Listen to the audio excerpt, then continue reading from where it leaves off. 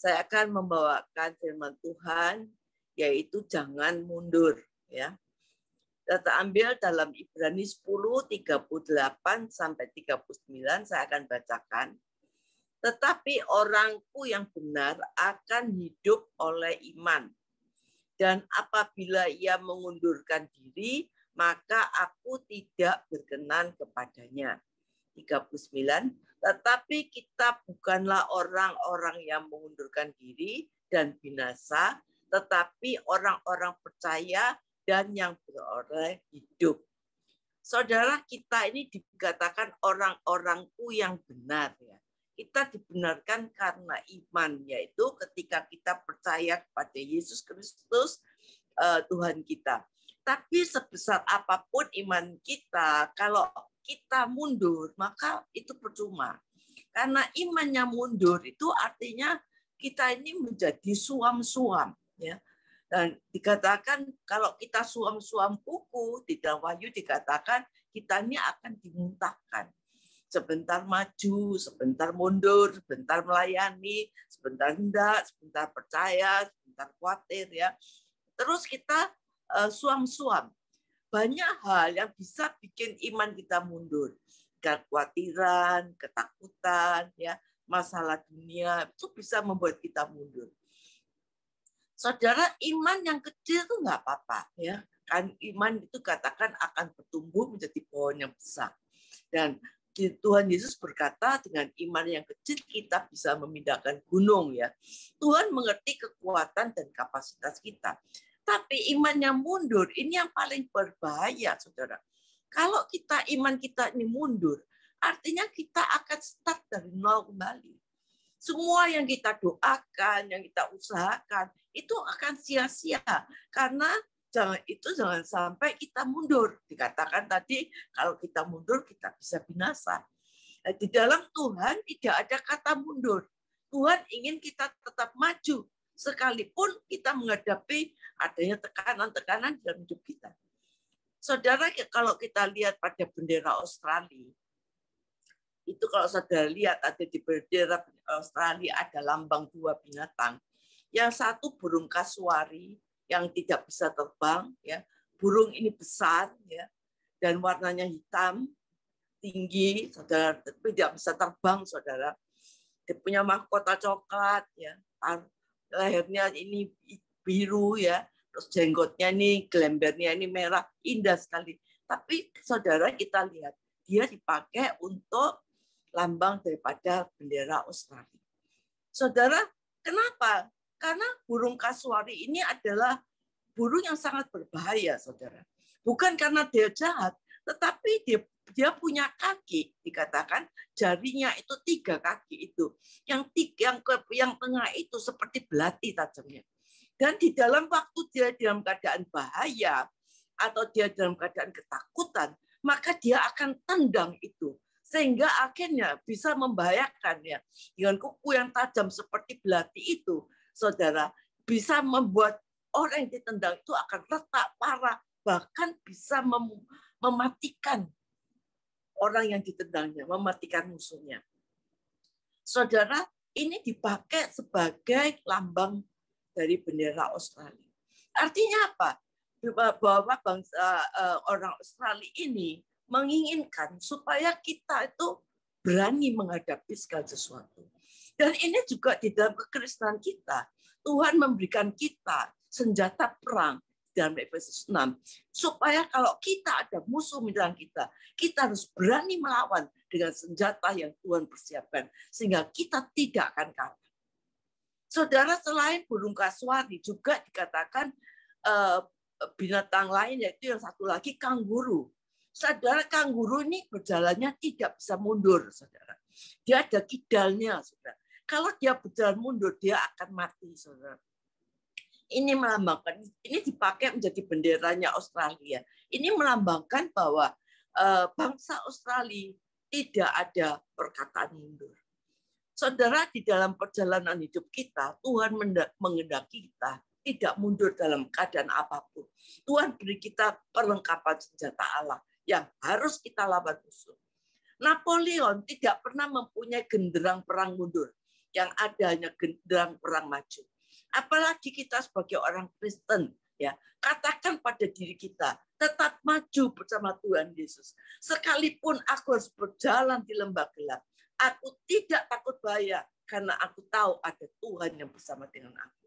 Saudara, hidup ini adalah sebuah perjalanan, ya, yang penuh tantangan, penuh ujian. Saya tahu banyak dari kita tidak mengalami semuanya yang smooth, ya, ada tantangan, ada ujian. Dan setiap kali ada tantangan masalah, maka kita punya dua opsi. Kita mau mundur dari masalah itu, kabur, ya, atau kita hadapi, ya, kita nggak mundur, kita hadapi masalah itu. Yang masalah yang mundur dari kita. Oleh karena itu, setiap kali ketika sebuah ujian, sebuah tantangan datang, maka perhatikan ada 3 hal yang terjadi dalam hidup kita. Yang pertama, kalau tantangan terjadi, saudara, kita bisa membuat kita naik level, menjadi kita lebih bijak, menjadi kita lebih dewasa, menjadi kita lebih mengenal siapa Tuhan kita, ya, seperti yang dialami oleh beberapa nabi, tokoh-tokoh yang di Alkitab, seperti Abraham, waktu dia harus menyerahkan anaknya yang dikasihnya, dan dia taat mendengar, maka Tuhan lihat hati Abraham, dan Abraham membuat satu kenaikan level imannya, bahwa dia hidup bukan karena melihat, tetapi percaya.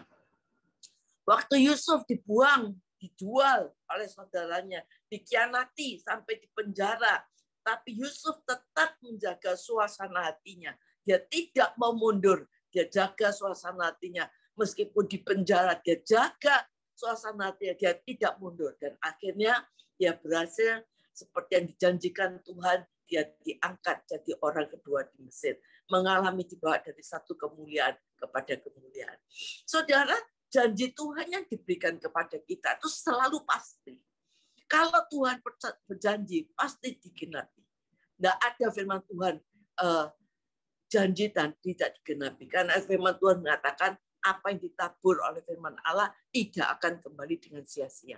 Tetapi di dalam kita menerima janji Tuhan itu, kadang-kadang kita harus menghadapi satu proses. Nah, di dalam proses itu bagaimana iman kita maju atau kita mundur atau kita kabur atau persoalannya yang mundur. Kita lihat waktu Ayub mengalami penderitaan, ya, yang begitu hebat, ya. Saudara tentu sudah tahu ceritanya. Tapi di balik semua penderitaannya, bagaimana Ayub taat, dia menerima semuanya, dia mengucap syukur. Saudara, dia dipulihkan, diberkati Tuhan, sehingga dia punya statement bahwa rencana Tuhan tidak pernah gagal. Dan dia berkata, kalau dulu aku mengenal engkau dari kata orang, sekarang mataku sendiri mengenal engkau. Saudara, ada satu kenaikan level, ada kedewasaan rohani apabila kita mau sungguh-sungguh. Yang kedua, kita kalau menghadapi sesuatu dan ada yang kedua yang terjadi, kita akan ada di tempat yang sama. Tetap ada di tempat yang sama. Kenapa? Karena kita tidak mau belajar. Kita tidak mau memperbaiki diri dengan masalah yang ada. Kita tidak ada iman. Ya. Kita tidak mau belajar apa yang dijanjikan Tuhan. Ayo belajar. Apa yang Tuhan katakan. Belajar untuk diucapkan. Belajar untuk dimengerti. Belajar pakai pikiran yang positif. Filipi 4 ayat 8. Pikirkan yang mulia. Belajar, saudara. Contohnya bangsa Israel. Sampai 40 tahun berputar-putar di padang gurun. Karena tidak mau belajar, saudara. Dan bahkan menggerutu. Sampai akhirnya apa yang terjadi? Semuanya mati. Saudara. Tragis kan? Alkitab menulis, semuanya terjadi sebagai contoh bagi kita. Seperti bangsa Israel. Sudah dibaptis dalam awan dan laut yang sama. Makan makanan rohani yang sama. Minum dari minuman rohani yang sama dari gunung batu, yaitu Yesus Kristus.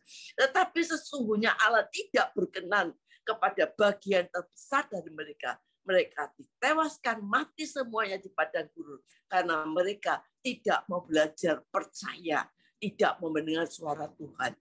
Demikian juga yang terjadi dengan kita. Kalau kita tidak mau belajar, tidak ada waktu merenungkan firman, tidak ngerti firman, tidak ada waktu untuk doa, tidak ada persiapan hati, ke gereja berangkat dengan hati yang enggak karuan, tetapi ayo belajar. Berangkat ke gereja, siapkan hati ini menjadi tanah yang subur. Belajar untuk doa, belajar kontrol diri kita, selidiki hati kita seperti Daud berkata, apakah hatiku ini benar di hadapan Tuhan. Saudara, jangan kita meremehkan firman. Ingat, dalam Mazmur 1, apa yang dikatakan Mazmur 1, ingat akan Ulangan 28. Ya. Kita lihat, hanya Yosua dan Kaleb yang bersifat benar, melewati proses, dan dia melihat semuanya itu bukan dengan mata jasmani, tapi dia lihat dengan mata rohani. Kenapa? Dia mengenal Allahnya. Kita lihat bagaimana Yosua, hatinya yang selalu tetap dijaga, mulutnya selalu dijaga, kakinya selalu dijaga, sehingga dia belajar di dalam proses itu pada gurun itu. Dia bisa melihat sampai akhirnya semua mati, cuma Yosua dan Kaleb yang bisa masuk Kanaan. Yang ketiga, saudara. Yang pertama, kita bisa naik level. Yang kedua, kita stay di tempat, ya tetap di tempat. Yang ketiga, kita bisa terhilang, keluar dari rencana Tuhan, saudara. Dan akhirnya kita hilang, saudara. Contohnya Simson. Kita lihat Simson itu di dalam Hakim dikatakan bahwa Simson itu lahir dalam rencana Tuhan, ya. Sejak dari kandungan dia sudah ditetapkan sebagai nasir Allah. Dan sebagai nasir Allah, selalu Allah mengingatkan untuk sebagai nasir Allah, kepala tidak boleh kena pisau cukur dan tidak boleh minum anggur yang memabukkan. Roh Allah memenuhi Simson. Simson mempunyai kekuatan yang luar biasa melawan singa dan tulang rahang, keledai dengan keledai, ya. Perintah Tuhan ini diulang-ulang tertulis dalam Hakim 13, disampaikan Tuhan. Dan saya percaya orang tua Simson yang pasti juga mengingatkan berulang-ulang hal ini, ya. Tetapi satu saat Simson ini tidak menghiraukan. Ditambah pada akhir hidupnya dia jatuh pada Delila, perempuan dari lembah Sorek. Saudara, kalau saudara lihat, lembah Sorek ini tempat perkebunan dan pembuatan anggur di kota Filistin. Saudara, Simson dilarang minum anggur, tapi malah dia datangi pabrik anggur, saudara. Simson meremehkan perintah Tuhan. Awal dari kesembronoannya, ya, malah dekat-dekat dengan dosa, mendatangi kebun anggur. Akhirnya dia mengalami apa? Matanya dicungkil, dipermalukan, saudara. Mengalami sesuatu yang sangat tragis pada umat yang dipilih oleh Allah. Saudara, saya pikir kalau kita itu sudah dipilih Allah, melekat pada pokok anggur, saudara, kita sudah aman. Saudara, kita lihat ada pokok anggur yang tidak berbuah, saudara, yang ditebang juga. Jadi kita harus hati-hati. Ini satu pelajaran bagi kita bahwa tidak ada orang yang kebal akan dosa, dan dosa itu harus dijauhi, ya, bukan untuk didekati. Pada kenyataannya tidak ada orang yang dekat dengan dosa tanpa berbuat dosa. Saudara, beda dengan Yusuf. Yusuf itu digoda istri Potifar, justru dia lari dari dosa. Ini pelajaran bagi kita. Jangan merasa diri kita kuat bahwa dosa itu bukan untuk didekati tapi dijauhi. Ada titik-titik lemah kita, area-area kehidupan kita yang membuat kita jatuh bangun dalam dosa yang sama. Itu kalau kita tidak berjaga-jaga lagi. Dan tidak mendengar suara Tuhan. Saudara, peristiwa Simson ini bisa terjadi di dalam kehidupan kita kalau kita tidak terjaga-jaga. Waspadalah dan berjaga-jaga supaya kita tidak jatuh bangun dalam dosa, tetapi kita menjadi seorang pemenang. Saudara, Saul, seorang yang dipilih oleh Allah dalam rencana Allah. Kita tahu bahwa apa yang dilakukan Saul itu selalu tidak taat. Dia selalu berpikir menurut pikirannya sendiri. Ketidaktaatan Saul yang seharusnya menumpas hewan itu dipersembahkan kepada Tuhan. Apapun yang dilakukan Saul itu meremehkan perintah Tuhan. Dan yang tindakan bodoh, dia mempersembahkan korban yang seharusnya dilakukan oleh imam. Ketidaktaatannya ini ya dilakukan berulang-ulang, sehingga akhirnya Saul di hadapan Tuhan itu mempermainkan Tuhan, dan akhirnya Tuhan kecewa mengangkat Saul, dan akhirnya dia ditolak untuk jadi raja. Amsal 13 ayat 13 berkata, siapa meremehkan firman, ia akan menanggung akibatnya. Tetapi siapa taat pada perintah, ia akan menerima balasan. Saudara, sikap hati, ini sikap hati kita. Tindakan kita menghadapi masalah, itu menentukan posisi kita. Apakah kita itu ada dalam rencana besar Tuhan, atau kita keluar. Banyak orang yang tidak tahan menghadapi proses, malah hubungan Tuhan menjadi kendor, sehingga kembali kepada hidup lama. Padahal dalam perjalanan iman, Tuhan mau kita terus maju. Tuhan pengen kita tidak mengundurkan diri, supaya tidak kehilangan perkenanan Tuhan. Saudara, jangan ada yang stop. Saudara, jangan ada yang mundur. Saudara, pesawat terbang saja tidak bisa mundur saat terbang. Jangankan mundur, stop saja tidak ada. Kalau stop, maka pesawat ini bisa jatuh.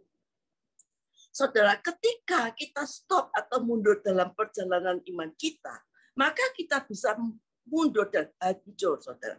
Bagaimana supaya kita tidak mundur dalam perjalanan iman kita? Ya, bagaimana supaya kita tidak mundur dalam perjalanan kita ini? Tentu kita berhati-hati. Yang pertama, putuskan semua jembatan cara hidup yang lama. Terus melangkah dalam kebenaran supaya kita tidak mengalami hari-hari yang lebih buruk lagi. Buang kantong hidup yang lama. Ya, lupakan apa yang ada di belakangmu dan mengarahkan kepada apa di hadapanmu. Kata Filipi, berlari-lari kepada tujuan untuk memperoleh hadiah, yaitu panggilan surgawi. Ini merupakan satu keputusan hati, saudara. Tergantung dari hati kita. Alkitab mengatakan demikian, tapi hati kita bakal jembatan masa lalu kita. Mungkin masa lalu kita, hidup lama kita menyakitkan keluarga kita, yang pernah rubah-rubah kecil kita pelihara, merusak kebun anggur kita. Sehingga terjadi banyak perselingkuhan. Karena saya beberapa hari ini banyak yang concern tentang perselingkuhan. Tapi ada satu tips yang saya pesan kepada mereka. Kalau kita sudah punya pasangan hidup, kita sudah punya pasangan, jagalah dua hal ini. Yang pertama, jagalah hatimu dari wanita lain. Yang kedua, jagalah matanya dari membuatnya pasanganmu menangis. Karena pria yang sejati bukan sajanya bisa melindungi fisik pasangannya, tapi juga melindungi perasaannya. Yang kedua, kita harus fokus. Fokus kita bukan pada masalah kita, keadaan kita. Ya, sebagai orang percaya kita ini hidup bukan karena melihat, tapi karena kita percaya. Saudara, hadapi semuanya masalah kita yang Tuhan izinkan terjadi. Percaya di balik persoalan kita itu ada berkat yang besar. Jangan fokus pada perasaan kita. Perasaan kita boleh datang silih berganti. Namun sebagai orang percaya kita tidak menggunakan perasaan kita, tapi kita menggunakan iman kita. Iblis sering mempermainkan perasaan kita, sehingga iman kita naik turun. Tapi orang yang hidup dalam iman mampu menjalani hidup dengan sukacita, dengan gembira, tidak khawatir, sekalipun dalam situasi yang kering, yang tidak enak, tidak mungkin dia mengundurkan diri. Orang yang mengundurkan diri adalah orang yang hidup dalam perasaan dan fakta. Ingat, percobaan yang kau hadapi tidak akan melebihi kekuatanmu. Pada saat kau dicobai, Tuhan pasti memberikan jalan keluar. Ayo, maju bersama Tuhan. Kalau Tuhan izinkan percobaan terjadi, di balik itu ada pertolongan Tuhan yang besar. Saudara, juga yang fokus, jangan fokus pada masalah, fokus pada Tuhan Yesus. Suara mayoritas kita bisa membuat kita mundur. Tapi suara Tuhan berkata, marilah kita melakukan dengan mata tertuju kepada Yesus yang memimpin kita dalam iman. Saudara, ayo mata kita tertuju pada Tuhan. Waktu Petrus matanya tertuju pada Tuhan, keajaiban terjadi. Dia bisa berjalan di atas air. Saudara, yang ketiga, fokus pada garis akhir. Ya. Di dalam Kisah Para Rasul 20-24 dikatakan, tetapi aku tidak menghiraukan nyawaku sendiri, asal saja aku dapat mencapai garis akhir, menyelesaikan pelayanan yang ditugaskan oleh Tuhan kepadaku untuk memberi kesaksian tentang Injil kasih karunia. Saudara pasti akan menghadapi tantangan dan percobaan dalam hidup ini. Setiap kali masalah datang menghadang kita, imanlah yang kita pertaruhkan dalam diri seorang. Apakah kita mau bertahan, kita menyerah, atau tinggalkan Yesus. Namun Paulus berkata bahwa ia benar-benar ingin pasti mencapai garis akhir. Ini deklarasi iman yang menunjukkan keyakinan iman Paulus bahwa apapun terjadi, dia tidak akan mundur. Dia berkata di dalam 2 Timotius 4 ayat 7, aku telah mengakhiri pertandingan yang baik, aku mencapai garis akhir, dan aku akan memelihara iman. Saudara, karena apa? Kita harus dapat mencapai garis akhir dengan finishing well. Karena kita tahu tujuan perjalanan hidup kita itu tercantum dalam Mazmur 84, yaitu menghadap Allah di Sion. Yang keempat, bagaimana supaya kita tidak mundur? Kita hidupi firman Allah itu di dalam hidup kita. Hidupi firman itu dalam hidup kita. Oleh karena itu, sediakan tanah hati yang baik. Kalau ada tanah hatimu yang seperti pinggir jalan, yang berbatu-batu, yang seperti semak duri, ayo saudara, kita bongkar, saudara, kita bulldozer semuanya, ya, supaya apa? Kita siapkan tanah yang baik supaya ditaburi Tuhan. Yang kelima, ingat akan kasih setia Tuhan. Kita tidak akan mundur. Waktu Yeremia diutus Tuhan dan tidak ada seorang pun yang bertobat, sampai dia meratap karena dia merasa gagal. Tapi waktu dia mau resign, mundur untuk melayani Tuhan, dia ingat akan kasih setia Tuhan yang tidak pernah berkesudahan. Ingat kasih setia Tuhan. Saudara, hukuman bagi orang yang mundur, ada hukumannya, saudara. Ya, itu akan binasa. Dan ada upah yang dijanjikan Tuhan bagi orang yang sungguh-sungguh terus maju di dalam dia. Saudara, kadang-kadang orang itu mengerti kebenaran, tetapi dia sengaja berbuat dosa.